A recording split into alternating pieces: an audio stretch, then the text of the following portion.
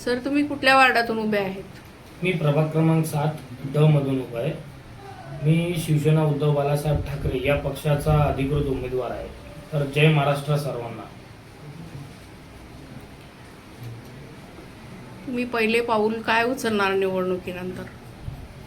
पहिला पाऊल तर असं आहे ना मॅडम, की आपण माझा उमेदवारी जी मी भरली आहे ते सुभाषनगरमधून 7 वॉर्ड क्रमांक 7 मधून.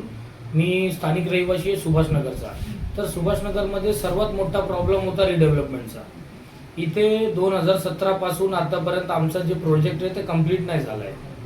तर आम्ही त्या रेंटचा डिले होता, मग दरवर्षी जे भाडे वाढ हवी होते लोकांना ते वाढ नव्हतं भेट होतं. तर आम्ही त्याच्यासाठी फाईट केला. मग नंतर आम्ही सर्व जे स्थानिक लोक आहेत त्यांनी डिसाईड करून एक उमेदवार ठेवला की बाबा दीपक सिंग आपण समोर ठेवू आणि उमेदवारी दीपक सिंगला देऊ. तर सर्वात माझं पहिला काम असेल की लोकांना त्यांचं घर भेटावं पाहिजे सुभाषनगरमध्ये, चिरागनगरमध्ये, हरदासनगरमध्ये.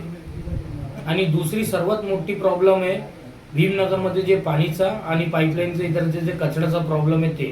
तर ते 2 मेन गोष्टी आहे जे मला पहिला बघायचं आहे. शहरात आता पाणी प्रश्नाचा फार मोठाच प्रश्न उभा आहे.